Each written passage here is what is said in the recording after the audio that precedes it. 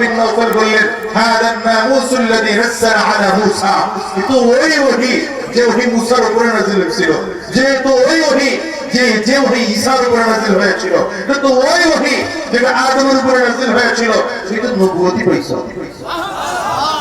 সারা পৃথিবীতে কত বুঝেন নবীজি মাত্র নবুয়তি পেয়েছেন, নবীজি ছাড়া আর একজন মুসলমান নাই। বুঝে নাই? আমার নবী এখনো একা, আমার নবী এখনো বলে না তো আমার নবী এখনো সারা পৃথিবীতে আজ থেকে 1450 বছর আগে ওই ইতিহাসে চলে যান, কতজন মাত্র একজন, আম্মা জান খাদিজাতুল কুবরা রাদিয়াল্লাহু আনহার কাছে যখন স্পষ্ট হয়ে গেছে, ক্লিয়ার হয়ে গেছে মুহাম্মদ পয়গম্বর, মুহাম্মদ বলে না, মুহাম্মদ নবী, মুহাম্মদ শেষ নবী, আম্মা জান চিন্তা করেন না, দ্বিতীয়বার হিসাব করেন নাই, অল্প কিছুদিন পরে হমনে আগে আরো 4-5 জন সাহাবী কালিমা পড়ে নেক নাকি, আগে আরো লোকজন কালিমা পড়ে নেক, এরপরে আমি হমনে। আপনারা যেমন পড়েন হুজুর একটু পরে, আর একটু পরে কিছু মানুষ আছে প্রার্থী বানাইতে গেলে ভাই এত টাইম হয় না এখনো, তো তুমি কি সুবিধাবাদ জিন্দাবাদ দিতে চাও না? যখন ইসলামী আন্দোলন বড় হয়ে যাবে, প্রার্থী জায়গায় জায়গায় থাকবে, তখন তোমার দরকার কি নিয়ে, কি দরকার তোমার বলো, কি দরকারটা তোমার বলো, এখনই তো তোমার দরকার, তোমাকে তো এখনই জীবন বাজি রেখে কাজ করতে হবে। যেদিন সুবিধাবাদ হয়ে যাবে, সারা পৃথিবীর সব মানুষ ইসলামী আন্দোলনকে ভালোবাসবে, সেদিন তোমার মতো নেতার দরকার নাই মিয়া। সুবিধাবাদ করেন না কথা বলে, আমি ছোট মানুষ তো অনেক কথা বলতে গিয়ে আবার ভয় লাগে, কে আবার কোন দিকে রাত করে ফেলা, তোমার মতো নেতার দরকার নাই। তুমি ইসলামের জন্য এতটুকু ত্যাগ করতে পারো না, তুমি সুবিধাবাদ চিন্তাবাদ করবা, ওইটা আমার দরকার নেই। করলেন না ভাইরা, মুসলমান বন্ধুরা, কষ্ট হইতেছে নাকি? আম্মা জান খাদিজাতুল কুবরা রাদিয়াল্লাহু আনহা চিন্তা করতে পারতেন না আরো কিছুদিন পরে কালিমা পড়বে না, কেউ কালিমা পড়েনি, কেউ তখন কালিমা পড়েনি। এমনকি হযরত আবু বকর সিদ্দিক রাদিয়াল্লাহু আনহু তিনিও তখন মক্কায় ছিলেন না, ব্যবসার কাজে অন্য জায়গায় ছিলেন। আম্মা জান খাদিজাতুল কুবরা একজন মহিলা মানুষ, মনে রাখবেন ইসলামের ক্ষেত্রে মহিলারা সবচেয়ে বেশি প্রাধান্য দেয়, সবচেয়ে বেশি আগায় ছিল। ইসলামের প্রথম শহীদা হয়েছেন তিনি মহিলা ছিলেন, কি ঠিক না ঠিক? আম্মা জান খাদিজাতুল কুবরা রাদিয়াল্লাহু আনহা নবীজির দিকে হাত বাড়ায় দিলেন, হুজুর আপনি আমার স্বামী। একজন স্ত্রী তার স্বামীকে যতটুকু ভালো চিনে, পৃথিবীর কেউ কাউকে এত ভালো চিনে না। আমি আপনার ভালো করে চিনি, আপনি মিথ্যা বলতে পারেন না, আপনি যা বলেছেন আমি ক্লিয়ার হয়ে গেছি, আপনি আল্লাহর পয়গম্বর, শেষ নবী আপনি। আর দেরি করবো না, হাত বাড়ায় দিলাম, কালিমা পড়ায় দেন। সুবহানাল্লাহ জোরে বলবেন না? আম্মা জান খাদিজাতুল কুবরা কালিমা পড়ে মুসলমান হয়ে গেছেন, একজন মাত্র মুসলমান। এখন নবীজির পরে একজন মাত্র মুসলমান, আমার নবীর একজন মাত্র উম্মত, মাত্র একজন মাত্র সাহাবিয়া, তাও নিজের স্ত্রী। কথা বলে না? পরের দিন চলে আসছেন আবু বকর সিদ্দিক রাদিয়াল্লাহু আনহু। লম্বা কথা অল্প সময় বলে শেষ করছি। আবু বকর সিদ্দিক রাদিয়াল্লাহু আনহু চলে আসছেন নবীজির সামনে। আবু বকর সিদ্দিক দাঁড়ায় গেলেন। আমার নবী আবু বকর সিদ্দিকের দিকে দাঁড়ায় বললেন, আবু বকর আমি তো নবুয়তি পেয়ে গেলাম, এই গতকালকে মাত্র নবুয়তি পাইলাম। মাত্র মুসলমান কয়জন বললাম? এই দ্বিতীয় নম্বর দাওয়াত চলতেছে আমার নবী। আবু বকর আমি তো গতকালকে মাত্র নবুয়তি পাইলাম। আবু বকর সিদ্দিক কে হুজুর আমি জানি। সুবহানাল্লাহ বলবেন না? হুজুর আপনি নবুয়তি প্রাপ্ত হবেন আমার জানা আছে, আপনি নবী হবেন আমার ধারণা ছিল, কিন্তু হুজুর ছোট্ট করে যদি একটু আমাকে কিছু বলতেন। নবীজি বললেন, 22 বছর আগের একটা ঘটনা মনে করো তো। 22 বছর আগের ঘটনা কি? 22 বছর আগের ঘটনা কি? নবীজির বয়স তখন 16 বছর। নবীজির বয়স তখন 18 বছর। হযরত আবু বকর সিদ্দিকের বয়স তখন 20 বছর। কত? মাত্র 2 বছরের ব্যবধান। নবীজির বয়স 18, হযরত আবু বকর সিদ্দিকের বয়স 20 বছর। আবু বকর সিদ্দিক রাদিয়াল্লাহু আনহুর বয়স যখন 20 বছর, সেই সময় তিনি একবার ব্যবসায় যাচ্ছেন। প্রতিমধ্যে একবার তিনি স্বপ্ন দেখলেন। কি স্বপ্ন দেখলেন? স্বপ্নের মূল ছিল এরকম যে শেষ জামানায় একজন নবী হবে, শেষ জামানায় একজন নবী হবে, নবীর চরিত্র হবে এমন, নবীর সিরাত হবে এমন, নবীকে দেখতে হবে এমন, সেই নবীর প্রধান সহকারী হবে তুমি আবু বকর। আবু বকর সিদ্দিক স্বপ্নটা দেখে কাউরে বলেন না, গোপন রাখছেন।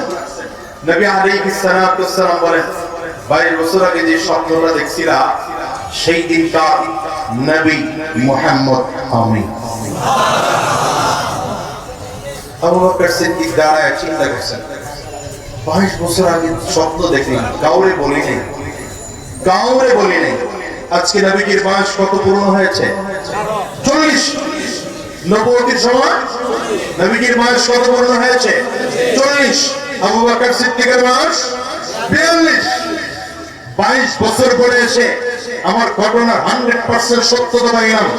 দেরি করেননি, ইসলাম ক্লিয়ার হয়ে গেছে, নবীজির নবুয়তি স্পষ্ট হয়ে গেছে।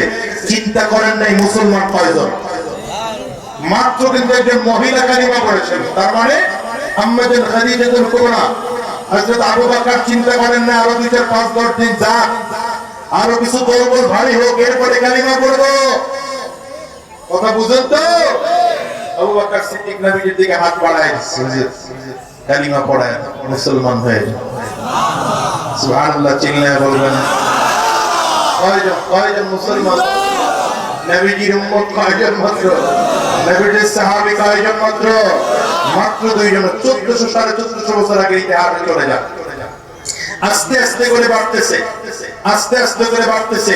6 বছর বসে উম্মতের সংখ্যা, নবীজির সাহাবীর সংখ্যা হয়েছে মাত্র 39 জন। 6 বছর আগে হযরত আমর কালিমা পড়ে মুসলমান হননি। হযরত আমর কালিমা গ্রহণ করেছেন কত বছর পর? 6 বছর পরে। এর মাঝখানে একদিন মাত্র 39 জন, যেখানে হাজার হাজার কাফির, কাফিরদের শক্তি ভিন্ন রকম, যেখানে আবু জাহলের উপরে কেউ কথা বলে না, যেখানে আমরের উপরে কেউ কথা বলে না, আবু লাহাবের উপরে কথা বলে না, উতবা সাহেবের উপরে কথা বলে না। আবু বকর সিদ্দিক হঠাৎ করে একদিন দাঁড়ায় বললেন, ইয়া রাসূলুল্লাহ, ইয়া হাবিবাল্লাহ, আপনি যদি অনুমতি দেন বাইতুল্লাহর সামনে দাঁড়াইয়া আমি একটু রিসালাতের পক্ষে, তাওহীদের পক্ষে, ইসলামের পক্ষে খুতবা দিতে চাই। বয়স, ইসলামের বয়স 6 বছর পার হয় নাই, মুসলমানদের সংখ্যা এখনো 40 জন পূরণ হয় নাই। আবু বকর সিদ্দিক রাদিয়াল্লাহু আনহু কি বললেন? হুজুর বাইতুল্লাহর সামনে দাঁড়িয়ে একটু ইসলামের পক্ষে বক্তব্য দেব, ইসলামের পক্ষে বক্তব্য দেব, কোরআনের পক্ষে বক্তব্য দেব। কথা বলে না? আরে ভাই, ইসলামের পক্ষে বক্তব্য দিতে গিয়ে যদি কেউ মারে, অসুবিধা কি আছে? কথা বলে না কেন? নবী বললেন, তোমার সাহস হয়? আবু বকর সিদ্দিক রাদিয়াল্লাহু আনহু বলেন, হুজুর আপনি শুধু পারমিশন দেন, শুধু পারমিশন দেন হুজুর, আমি এক্ষুনি দাঁড়ায় বাইতুল্লাহর সামনে খুতবা শুরু করব। আমার নবী পারমিশন দিয়ে দিলেন।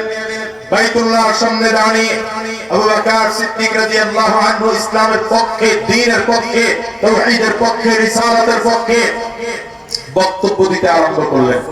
আচ্ছা বলেন তো, ইসলামের পক্ষে খুতবা দিলে বেঈমানদের ভালো লাগে না খারাপ লাগে? বেঈমানদের খারাপ লাগে, চামড়ি গরম হয়ে যায়। কথা বলে না কেন? এজন্য কেউ ওয়াজ মোবাইলে পাইলে মোবাইল ভেঙে নাম, আল্লাহ কে বেটা তোরে বাংলাদেশে পাইলে পাবলিক ভেঙে দিবে। কথা বলেন না কেন? যাবি কই? যাবি কই? আইনাল মাফার? কই ভাবি? ইয়া মা'শারাল জিন্নি ওয়াল ইনস, يا معشر الجن والإنس إن استطعتم أن تنفذوا من أقطار السماوات والأرض فانفذوا লা তানফুযুনা ইল্লা বিসুলতান। আমার আল্লাহ বলেন যদি শক্তি তোমার থাকে তাহলে আমি আল্লাহ পাকের দুনিয়ার বাউন্ডারি বাদ দিয়ে অন্য কোথাও চলে যাও। বাংলাদেশের বাউন্ডারি বাদ দিয়ে চলে গেলে বাংলাদেশের সরকারের দায়িত্বে আর থাকে না, অন্য সরকারের দায়িত্বে চলে যায়। বাংলাদেশ ছেড়ে অন্য কোথাও চলে গেলে বাংলাদেশের সরকারের ক্ষমতার দাপট আর থাকে না। আমার আল্লাহ বলেন যদি শক্তি তোমার হয় বাংলাদেশ না সারা পৃথিবী ছেড়ে অন্য কোথাও চলে যাও। আল্লাহ বলে কই যাইবা, যেখানে যাইবা সেখানে আমি আল্লাহ রুবুবিয়ত আছে।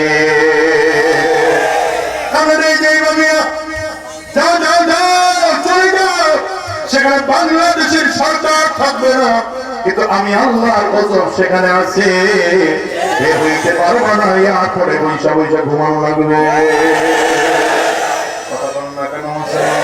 হিসাব নিলে দেখেন আমার আল্লাহ তাআলার ক্ষমতা আছে না নাই, জোরে বলে। আবু বকর সিদ্দিক রাদিয়াল্লাহু আনহু ডেকে বললেন পয়গম্বর আপনি যদি আমার পারমিশন দেন বাইতুল্লাহর সামনে দাঁড়াই একটু তাওহীদের পক্ষে, ইসলামের পক্ষে, রিসালাতের পক্ষে বক্তব্য দিতে চাই। বিশ্বনবী রাহমাতুল লিল আলামিন আবু বকর সিদ্দিকের পারমিশন দিয়ে দিলেন। আবু বকর সিদ্দিক রাদিয়াল্লাহু আনহু বাইতুল্লাহর সামনে দাঁড়াইয়া তাওহীদের পক্ষে, ইসলামের পক্ষে, রিসালাতের পক্ষে বক্তব্য দিতে আরম্ভ করলেন। বেঈমানদের মেজাজ বড় গরম, কাফের মুশরিকদের মেজাজ গরম হয়ে গেছে। হাতের সামনে যা পায় তা দিয়ে আবু বকর সিদ্দিক মারতে আরম্ভ করেছে।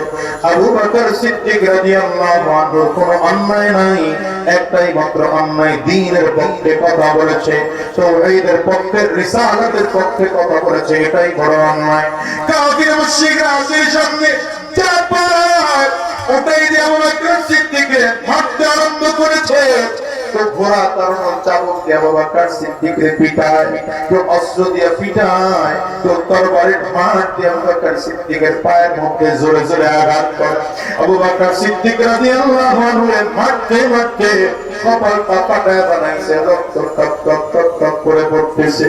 ঠোঁট ফাটাইয়া বানাইছে, ঠোঁট ফেটেও রক্তগুলো টপ টপ টপ টপ করে পড়ে। আবু বকর সিদ্দিক রাদিয়াল্লাহু আনহু মার খায়, রক্ত পড়তে পড়তে পড়তে পড়তে বেহুশ হয়ে জমিনের মধ্যে পড়ে গেছে। উত্তপ্ত মরুভূমির বালুর মধ্যে বেহুশ হয়ে পড়ে গেছে। কাফির মুশরিকরা মনে করছে মনে হয় আবু বকর মনে হয় মারা গেছে, আর বেঁচেই নাই, মৃত মনে করে পাড়ায় রেখে ওরা চলে গেছে। আবু বকর সিদ্দিক রাদিয়াল্লাহু আনহু গোত্রের লোকজনগুলো তাড়াতাড়ি করে নিয়ে আবু বকর সিদ্দিকের মায়ের কাছে দিয়েছে। মা সন্তানটার দিকে তাকায়, চোখ দিয়ে পানিগুলো বাড়ায়, রে আবু বকর আমি বুঝি আমার কলিজার টুকরা সন্তানটারে হারাইতে বসছিলাম, আমি বুঝি আমার কলিজার টুকরা সন্তানটারে দুনিয়ার থেকে বিদায় করতে বসছিলাম। মা সন্তানটার মাথার কাছে বৈশা বারবার করে পানি ঢালে, মাথার মধ্যে তেল দিয়ে মালিশ করে। আবু বকর সিদ্দিকের এখনো হুঁশ নাই। আরে মুসলমান, কিন্তু আবু বকর সিদ্দিক রাদিয়াল্লাহু আনহুর দিলের মধ্যে আমার নবীর জন্য কত মায়া, কত মুহাব্বত, কত ভালোবাসা। আবু বকর সিদ্দিকের হুঁশ নাই, হুঁশ হারাইছে।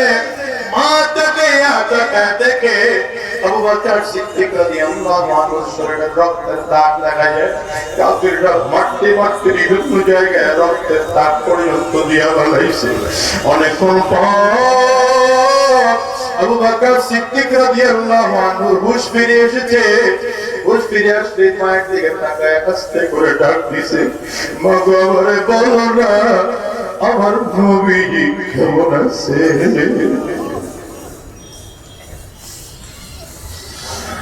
একটা ধমক দিছে, চুপ কর, আর কোনদিন এই মুহাম্মদের নাম তুই নিবি না। আজকে মুহাম্মদের জন্যই তুই মার খাইছ, মক্কার লোকজনগুলো তোরে ভাবছে, আর কোনদিন মুহাম্মদের নাম তুই নিবি না।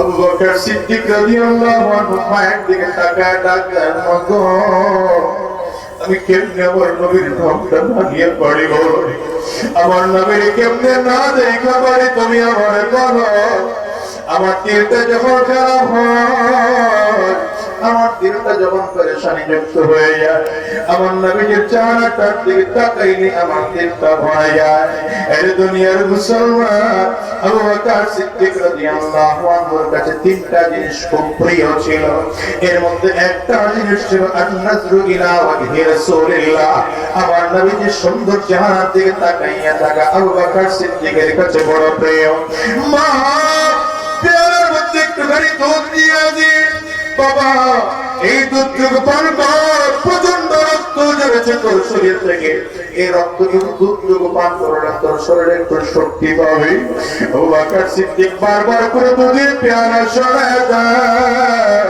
ডেকে বলে মা গো যতক্ষণ পর্যন্ত নবীর চেহারা না দেখবো ততক্ষণ পর্যন্ত আমি দুধের পেয়ারার মধ্যে মুখ লাগাবো না মা পেশারই ডাক দিছে রে বাবা কই বাবা আমি তোর নবী কই বাবু মুহাম্মদে বলে কোথাও যদি না পাও আমাদের বাড়িতে গিয়ে তার বোন ফাতেমার কাছে জিজ্ঞাসা করো আমার নবী কই লম্বা কথা হযরত ফাতেমার কাছ থেকে খবর নিয়ে আসলেন বিশ্বনবী রাহমাতুল লিল আলামিন দারুল আরকামে বসা বিশ্বনবী রাহমাতুল লিল আলামিন যায়েদ ইবনে আরকাম রাদিয়াল্লাহু আনহু বাড়িতে বসা আস্তে করে খবরটা কইয়া আবু বকর সিদ্দিক মায়ের হাতটা কাম দিয়ে বুকের সাথে লাগাইয়া দিলেন আর ডেকে বললেন মগো সন্তান হিসেবে তোমার কাছে কোনদিন আমি আবদার করি নাই আজকে ছোট্ট একটা আবদার করবো মা আমার আবদারটাকে তুমি রাখবা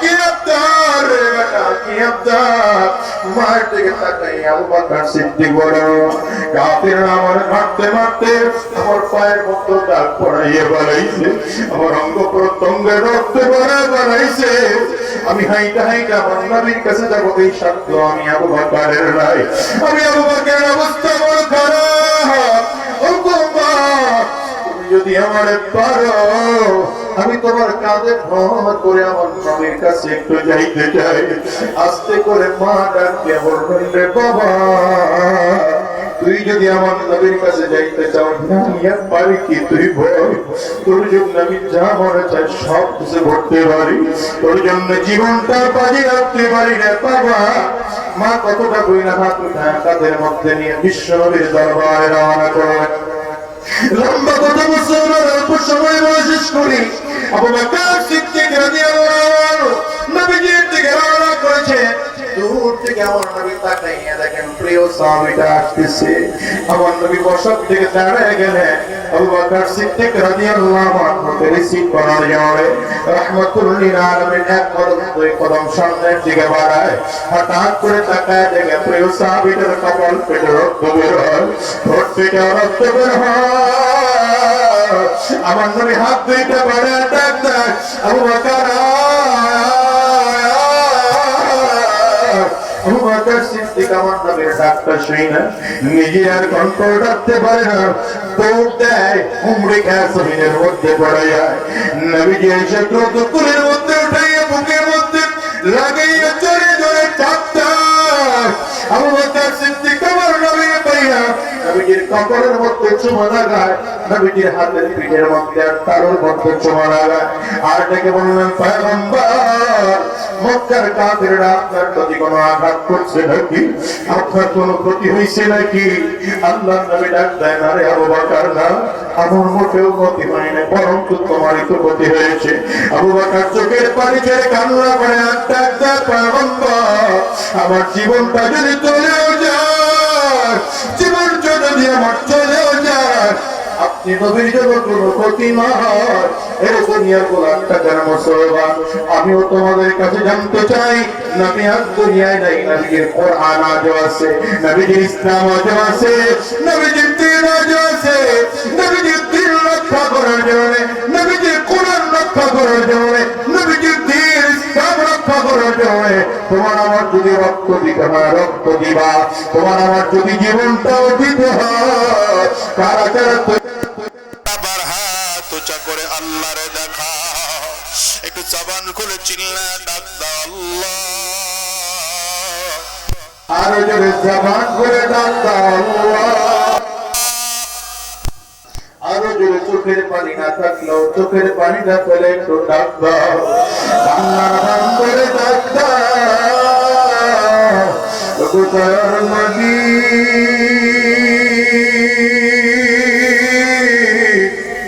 যতগুলো গোলাম আমরা তুই না তুচ্ছ করলাম, আল্লাহ ওয়াদা করলাম তোমার দ্বীনের রাস্তায় চলবো, নবীজির দ্বীনের পক্ষে থাকবো, ইসলামের পক্ষে থাকবো। আল্লাহ তুমি কবুল করে নাও। জবান খুলে বলো আমিন, আরো জোরে আওয়াজ করে বলো আল্লাহুম্মা আমিন। ভাইরা আমার, সময় আর দিতে পারছি না, আর পর্যাপ্ত যেটুকু আমার সময় ছিল সেটাও শেষ হয়ে গেছে। সুতরাং আমার জন্য দোয়া চাই, আপনাদের জন্য দোয়া করি।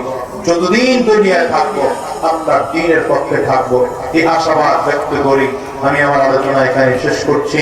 ওয়া তৌফীকি ইল্লা বিল্লাহ। আসসালামু আলাইকুম ওয়া রাহমাতুল্লাহি ওয়া বারাকাতুহু।